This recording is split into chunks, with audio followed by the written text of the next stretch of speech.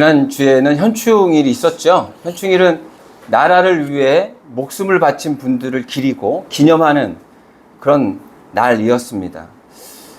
제가 어디서 들은 내용인데요.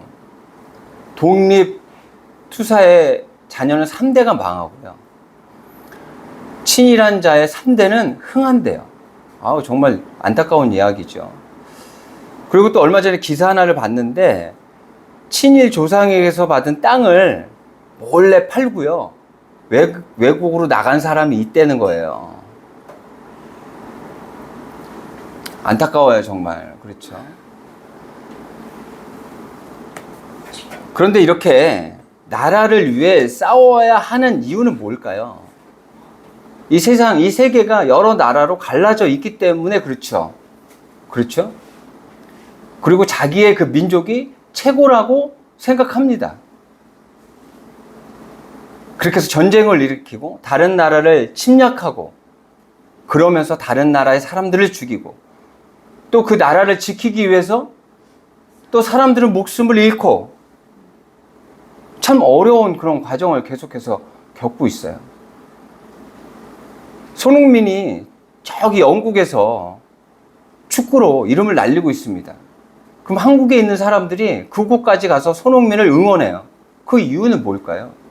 단 한 가지예요. 같은 족속, 같은 민족이기 때문에 그래요. 특히 같은 민족의 가장 큰 특징은 뭐냐면 같은 언어를 쓴다는 거예요. 같은 언어를 쓴다는 거. 만약에 여러분 이런 생각 한번 해보셨어요? 세계가 한 족속이고 한 언어를 쓰는 세상이었다면 어땠을까요? 지금처럼 여러 언어와 여러 민족이 갈라져서 싸우는 이 상황에서 한 족속, 한 민족의 한 언어라였다면 어땠을까요? 근데 그랬던 날이 있었어요. 오늘 이야기하고 있습니다. 1절입니다. 온 땅의 언어가 하나요? 말이 하나였더라. 이러한 때가 있었어요. 6절에 보면은요, 이 무리가 한 족속이래, 한 민족이래요. 한 민족이고 한 언어를 쓰던 그런 때가 있었어요. 그런데 그들을 다 흩어버리셨어요, 하나님께서. 왜 그러셨을까? 9절 보면은요, 아까 여러분들이 같이 읽었던 내용이거든요. 제가 한번 쭉 읽어보겠습니다. 그러므로 그 이름을 바벨이라 하니 이는 여호와께서 거기서 온 땅의 언어를 혼잡하게 하셨음이니라. 여호와께서 거기서 그들을 온 지면에 흩으셨더라. 같이 모여서 공동체를 이루고 그렇게 살아가는 모습 얼마나 바람직하고 보기 좋아요. 그렇죠? 그런데 왜 이렇게 그들 언어를 다르게 하고 왜 이렇게 흩어버리셨을까? 그들의 모습을 보면 알 수 있죠. 2절부터 제가 다시 한번 읽어보도록 하겠습니다. 이에 그들이 동방으로 옮기다가 신할 평지를 만나 거기 거류하며 서로 말하되 자 벽돌을 만들어 견고히 굽자 하고 이에 벽돌로 돌을 대신하며 역총으로 진흙을 대신하고 또 말하되 자 성읍과 탑을 건설하여 그 탑 꼭대기를 하늘에 닿게 하여 우리 이름을 내고 온 지면에 흩어짐을 면하자 하였더니. 대단하죠? 이때 벌써 벽돌을 만드는데요, 벽돌을 햇볕에 구우지 않아요. 햇볕에 구우면 어떻게 됩니까? 다 갈라집니다. 불에 벽돌을 구워요. 도자기 어디다 굽죠? 불에 구워요. 벌써부터 그 지혜가 있었던 거예요. 그 지혜를 가지고 하나님의 말씀 안에서, 하나님 뜻 안에서 잘 살았어야 되는데 그 지혜를 가지고 이들이 하나님 같이 되려고 한 거예요.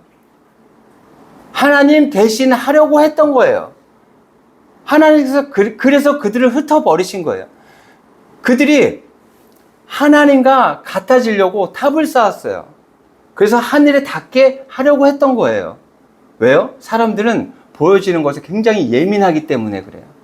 그래서 성형수술하고요. 그리고 작은 집, 임대 아파트에 살면서도 굉장히 고급차를 타는 그런 모습들은 보여지는 것을 굉장히 중요하게 여기기 때문에 그렇습니다. 제가 여러 모임이 있는데 제가 이제 군대 모임의 이야기를 한 적이 있죠.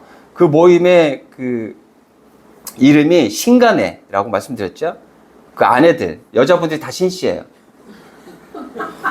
세 팀이 모이는데 여자들이 다 신씨예요. 그래서 우리는 뭐라 그러냐면 이거는 예정돼 있었던 모임이다. 이거는 우리가 잘해서가 아니라 여자들 때문에 갖게 된 모임이다. 우리 그렇게 이야기를 하죠. 그런데 이제 그 모임은 아이들이 어렸을 때 아이들이 다 둘씩이에요. 한 집은 여자아이들만 둘, 저희는 남자아이들만 둘, 한 집은 여자아이 하나, 남자아이 하나. 나이대도 다 비슷합니다. 그리고 이 아이들이 같이 모아놓잖아요. 한 방에 모아놔요. 그리고 아이들을 아예 우리는 관리를 하죠. 먹을 것만 집어넣어주고 우리는 우리끼리 놀아요. 그때 이제 술을 많이 먹고 뭐 이럴 때니까 아이들을 돌볼 여유가 없어요. 우리 먹고 노는 이라고 돌볼 여유가 없어요. 그런데 아이들 한 방에 넣어놓잖아요. 아이들이 한 번도 싸운 적이 없어요. 그러다 보니까 같이 함께하는 시간이 많습니다. 그때는 하여튼 주말만 되면 함께 놀러 다녔던 기억이 있어요. 강원도로, 그리고 또 봉고차를 빌려가지고 차를 가지고 또 전국 일주를 또 한때도 있었고 제주도도 갔다 오고 하여튼간 함께 했던 그런 기억들이 많습니다. 그런데 제가 이제 목회의 길을 가면서 바빠졌잖아요. 특히 주말에. 그러다 보니까 그들을 만날 기회가 이제 없었던 거죠. 거의 같이 형제처럼 그렇게 지냈던 친구들인데, 그분들인데, 제가 이제 목회를 하면서 많이 못 만났죠. 그래서 1년에 한 번 만나는 것도 굉장히 어렵게 만납니다. 그래서 1년에, 이제 근래에는 1년에 꼭 한 번은 꼭 만나려고 그래요. 너무 안 만나니까 소원해지더라고요.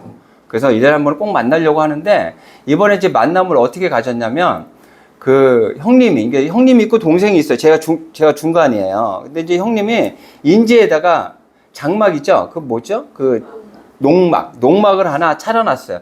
그래서 그곳을 오라고 거의 한 10년 전부터 얘기를 했는데 한 번도 못 갔습니다. 근데 이번에 어떻게 시간을 내서 이제 그곳을 이제 가게 됐죠. 갔는데 인제예요. 근데 포장이 끊깁니다, 가다가. 그래서 저희 차로는 올라갈 수가 없어요. 그래서 포장이 끊기는 곳에다가 차를 세워놓으면 그 형님이 아주 큰 찝차를 가지고 내려옵니다.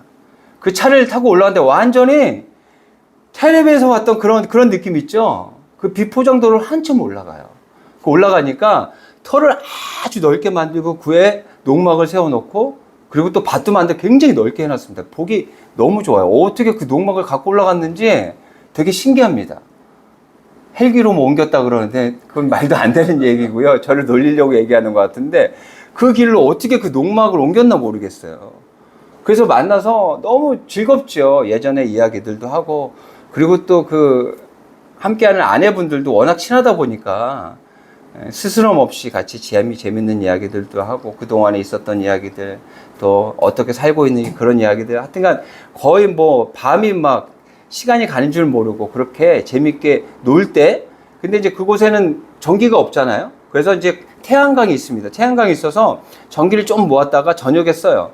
그래서 이제 불을 이제 살짝 켜놨죠. 근데 그 불빛에 막 뭐가 달려듭니다. 뭐예요? 나방이 막 달려들어요. 나방이 달려서 깜짝 놀랍니다. 나방 때문에. 그래서 나방 쫓으라고 막 정신이 없어요. 하여튼 이제 그렇게 시간을 보내고 즐거운 시간을 갖고 또 텐트를 쳐놨길래 또 텐트에 들어가서 또 자고 하여튼 굉장히 즐거운 시간을 가졌죠. 이제 다음날 아침에 제가 제일 먼저 일어난 것 같아요. 이제 버릇이 돼가지고 이제 아침에 일어나서 텐트에서 이제 나왔죠. 그랬더니 날씨가 너무 좋고 그 다음에 그 너무 파릇파릇한 그런 식물들, 꽃들을 보니까 기분이 좋아지는 거예요. 근데 그곳에 뭐가 있냐면 나비가 있습니다. 나비가 너무너무 이뻐요. 그 나비가 이제 꽃 위에 이렇게 앉아 있는데 그래서 그 나비를 한번 보려고 자세히 가려고 이렇게 가다 보면 나비는 도망갑니다. 사람이 오면. 근데 나방은 어떻게 해요? 사람들에게 막 달려들죠. 불빛 때문에. 근데 나비는 막 도망가요. 나비 옆에 가고 싶은데 나비는 그 틈을 주질 않아요. 근데 이 나방과 나비는 있잖아요. 같은 과에 속한 같은 곤충이에요. 그런데 나방은 왜 이렇게 사람들에게 멸시를 받고 나비는 왜 이런 사랑을 받을까요? 나비는요, 나비 박물관이 있는 곳이 여러 군데입니다. 한평은 아주 유명하죠. 그리고 노원에도 있어요. 노원에 그 나비 박물관을 제가 있었던 교회 집사님이 그것을 건설하는데 거기 소장님으로 계셨어요. 그래서 그걸 다 만들었을 때 저희한테 이야기를 하셔서 권사님들 모시고 한번 다녀온 적이 있습니다. 그 안에 나비 박제부터 시작해갖고 나비의 어떤 설명 여러 가지들이 굉장히 많습니다. 근데 나비는 이렇게 대접을 받는데 나방은 왜 이렇게 대접을 못 받을까? 나방은 좀 징그럽게 생겼죠. 걔들은 밤에 야행성에서 밤에 움직입니다. 그러다 보니까 그 자기들을 보호하기 위해서 색깔이 칙칙해요. 화려하지 않습니다. 그러다 보니까 보기에 징그러워 보여요. 그러니까 사람들이 멀리 하려고 합니다. 같은 곤충인데도 나방은 사람들이 멀리 하려고 그러고 나비는 가까이 하려고 그래요. 왜요? 사람들은 보여지는 것에 굉장히 민감하기 때문에 그렇죠. 탑을 왜 세우려고 그래요? 그 탑을 세워서 하나님과 같이 데려가는 그 이유가 뭘까요? 다른 사람들에게 보이고 싶어 하는 거죠. 나 이런 사람이야. 우리는 이런 존재라는 것들을 보이기 위해서 그런 거예요. 그런데 하나님과 같아진다는 게 뭘까요? 하나님을 대신해서 우리가 하나님 역할을 할 수 있는 존재인가요? 그렇지 않죠. 하지만 우리는 하나님과 같아지려고 노력해야 돼요. 같아질 수는 없지만 하나님의 성품을 닮아서 하나님의 모습처럼 이 땅의 삶을 살아내야 돼요. 영적으로 성숙해야 된다는 거예요. 영적으로 성장해야 된다는 거예요. 우리 오늘 제목이 영적인 성장을 이루어야 된다고 그랬는데 탑을 쌓아서 보여지는 것으로 하나님께 나아가는 것이 아니고요. 그것보다 영적인 성장을 이뤄서 하나님의 성품을 이 땅 위에서 살아내는 것, 그것이 굉장히 중요해요. 하나님의 모습을 살아낸다는 것은 무엇을 의미하는 걸까요? 어떤 것을 이야기하는 걸까요? 그것을요, 제가 말씀으로 한번 설명을 좀 해보도록 하겠습니다. 요한복음 잠깐 보도록 할게요. 요한복음 2장 14절 15절의 말씀입니다.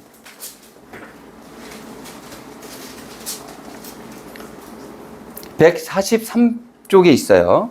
요한복음 2장 14절 15절. 찾으셨으면 같이 한번 읽어보도록 하겠습니다. 시작. 양과 비둘기 파는 사람들과 돈 바꾸는 사람들이 앉아있는 것을 보시고 노동으로 채찍을 만드사 양이나 소를 다 성전에서 내쫓으시고 돈 바꾸는 사람들의 돈을 쏟으시며 상을 엎으시고. 이 내용은 어떤 내용이냐면 이제 예수님께서 마지막 사명을 이루시기 위해서 이제 예루살렘에 도착합니다. 그리고 이제 며칠 있지 않으면 십자가에 달려 죽으시고 사흘 만에 부활하시는 예수님께서 이 땅에 오신 그 사명을 이루시는 때가 이제 왔어요. 그래서 이제 예루살렘에 오셔서 성전에 가서 봤더니 성전이 완전히 시장통보다 더 난리가 아니에요. 그 이유에 대해서 제가 잘 설명해 드릴게요. 유대인들이 쓰는 돈의 화폐에 단위는 세겔입니다. 그런데 이들이 헌금을 하려고 하면 세겔로만 해야 돼요. 로마에서 쓰던 다른 나라에서 쓰던 화폐로는 헌금할 수 없어요. 저희 교회는요, 달러로 헌금해도 됩니다.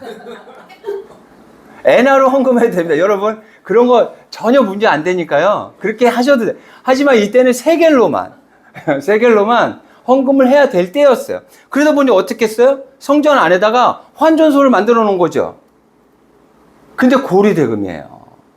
수수료를 엄청나게 높게, 왜 그러면 거기서밖에 바꿀 수가 없어요.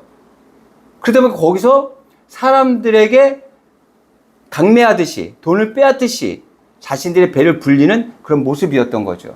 또 어떤 모습이 있었어요? 재물을 가지고 갑니다. 근데 아주 먼 곳에서 재물을 가지고 가려면 힘들어요. 그러다 보니까 그곳에서 재물을 팔아요. 재물을 파는데 그곳에 재물을 굉장히 비싸게 팝니다. 또 재물을 가지고 가요. 근데 재물을 가지고 갔는데 흠 있는 재물을 쓸 수가 없어요. 가축은. 그것을 누가 판단하냐면 제사장들이 레위인들이 판단합니다. 그렇죠? 그런데 흠이 없는데도 불구하고 흠이 있다 그래요. 그리고 다시 그 안에서 흠이 없는 가축을 구매하도록 해요. 그러면서 굉장히 높게 가격을 책정해 놓습니다. 그 차액은 다 누가 가져가는 거예요? 그 성전을 관할하는 제사장, 레위인들이 그 이익을 다 취하는 거죠. 그때 예수님께서 그 모습을 보고 어떻게 해요? 노끈으로 채찍을 만들어요. 그래서 가축을 다 내쫓으시고요. 사람도 막 다 내쫓으십니다. 근데 굉장히 위험한 모습이에요. 성전은 굉장히 거룩한 곳이라고 그랬잖아요. 어떻게 보면 예수님이 행패를 부린 것과도 같을 수 있어요. 왜 이렇게까지 하실 수밖에 없었을까? 그리고 예수님은 사랑하라고, 용서하라고 했던 그런 분이에요. 그런데 왜 이렇게 과격하게 하실 수밖에 없었을까? 오늘 그리스도인으로 살아가기라는 책에서 그것을 설명하고 있더라고요. 이 목사님께서 뭐라고 이야기하시냐면 이렇게 이야기합니다. 제물을 드리는 그곳은 어떤 곳이에요? 피를 흘려야 되는 곳이에요. 제물에 피를 흘려서 죄를 사함받는 그런 곳이에요. 그런데 그들은 어떻게 해요? 이 꽁카르텔을 통해서 형성해서 사람들의 피를 뽑아먹고 있는 거예요. 자신들이 희생해야 될 자리인데 다른 사람들의 피를 뽑아먹고 희생을 요구하고 있는 거예요. 그래서 예수님께서 그렇게 과격하게 할 수밖에 없으셨던 거예요. 그리고 며칠 후에 예수님께서 온전하게 보여주시죠.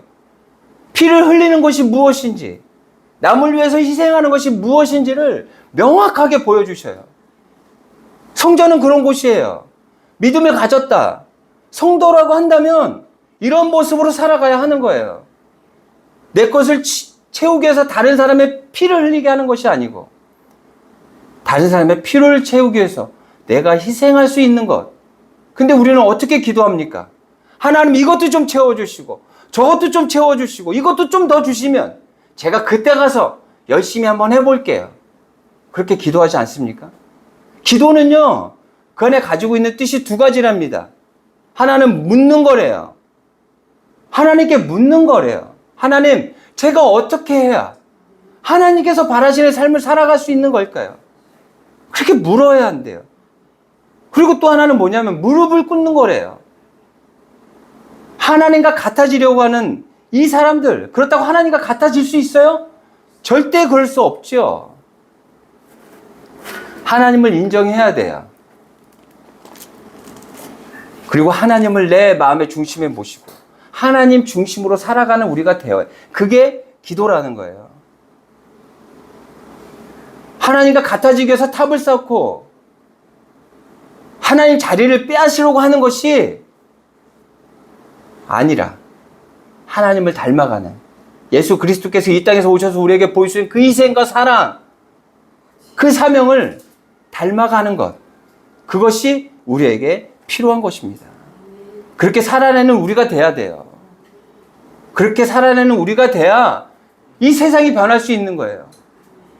그래야 이 세상에 하나님께서 바라시는 하나님 나라가 세워질 수 있는 거예요. 그렇게 살아내시는 여러분들이 돼야 돼요. 근데 그렇다고 해도 하나님께서는 너무 하신 거 아니에요? 그렇다고 해도 어떻게 그 언어를 다 다르게 하고 다 흩어버릴 수 있을까요? 왜 그러셨을까요? 왜 이렇게밖에 할 수 없었을까요? 어저께 하나의 영상을 봤는데요. 그 내용이 이렇습니다. 빙하가 삼킨 마을. 스위스 대규모 산사태. 스위스는 관광지로 굉장히 유명한, 저는 아직 가보지는 못했습니다. 저는 그렇게 가보고 싶지는 않습니다. 근데 그곳을 가고 싶어하는 아내를 보내주고는 싶습니다. 근데 산사태 때문에 그 마을이 하나가 통째로 다 없어졌대요. 근데 만약에 그런 일이 생겼다면 아마 중국이나 저희 나라도 마찬가지고 개발도상국 같은 경우에는 아마 사람이 아마 몇천 명 뭐 이렇게 막 죽었다는 그런 뉴스가 나왔을 거예요. 그런데 실종된 사람이 단 한 명밖에 없대요. 먼저 예고가 있었던 거예요. 그 산에 어떤 조짐이 보였기 때문에 2주 전부터 사람들을 피신시켰던 거죠. 그래서 사람들이 어려움을 당하지 않게 된 거예요. 그러니까 이 경고하는 거 있잖아요. 이 예고하는 것은 굉장히 중요한 거예요. 하나님이 왜 그러셨을까요? 하나님이 왜 그들을 언어를 흩으시고 왜 또 사람들을 다 흩어가지고 나눠지게 하셨을까? 경고하기 위해서 그런 거예요. 경고하기 위해서. 너희들 이러다가 다 죽어. 드라마 생각나네. 우리 이러다 다 죽어. 하나님께서 다 죽을까봐. 얼마 전에 다 죽었었잖아요. 이 앞장에 보면 노아의 방주 이야기 있죠? 죄악이 창궐합니다. 온통 세상이 다 죄악으로 물들어 있어요. 하나님께서 이제 걷잡을 수 없어요. 하나님께서 어떤 방법을 찾냐면 다 죽여버립니다. 방법이 없어요. 노아 가족만, 가축들만, 생물들만 살려주시고 나머지는 다 죽여버립니다. 또 그런 일들이 발생이 될까봐 하나님께서 약속하시잖아요. 다시는 물로서 이런 심판을 하지 않을 거라고 약속하셨잖아요. 그것을 지키기 위해서 이렇게 경고하신 거예요.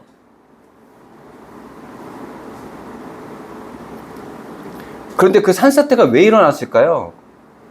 그쪽 산은 있잖아요. 다 빙산이랍니다. 눈들이 와가지고 그 눈들이 계속해서 얼어붙어가지고 그 겉표면이 다 빙산이래요. 그런데 눈이 내려야 하는 때인데 비가 온대요. 그러니까 그 빙산이 다 녹는 거예요. 녹아가지고 산사태가 일어난 거예요. 왜요? 이상기후 때문에. 누구 때문에? 인간들의 욕심 때문에. 이 지구가 완전히 멍들고 망가지고 있어요. 지금 그 산사태를 통해서 지금 지구의 모습이 어떠한지를 정확히 보여주고 있는 거예요. 앞으로 지구가 어떻게 될지에 대해서 명확하게 지금 보여주고 있다니까요. 지금 수면이 계속 올라간다면서요. 그래서 수면에다 집을 짓고 사는 사람들이 다 거기서 퇴거하고 있잖아요. 지금 하나님께서 우리에게 경고하고 있어요. 이렇게 살면 안 돼요. 우리 세대는 그냥 넘어갈 수 있을 것 같기도 해요. 하지만 우리 자녀 세대, 그 다음 세대에게는 치명적인 일들이 분명히 있을 거예요. 우리가 경각심을 가지고 지구를 멍들게 하는 게 아니라 지구를 위한 삶을 살아내야 돼요. 그래서 하나님께서 우리에게 경고하고 계시는 거예요. 저는 일을 하면서 아무리 힘들어도, 아무리 밥 먹는 곳이 멀어도 현장에서 밥 먹지 않습니다. 먼지가 많기도 하고요. 먹지 않는 가장 큰 이유는 뭐냐면 그곳에서 먹으면 재활용이 생겨요. 그런데 재활용을 재활용 시킬 수가 없습니다. 그곳에서는. 그러다 보면 재활용을 어떻게 하냐면 쓰레기 더미에다 같이 버려야 돼요. 재활용할 수 있는 것들을 쓰레기로 버릴 수밖에 없는 상황이 돼요. 그래서 저는 그렇게 하지 않으려고 아무리 멀어도 밖에 나가서 밥을 먹습니다.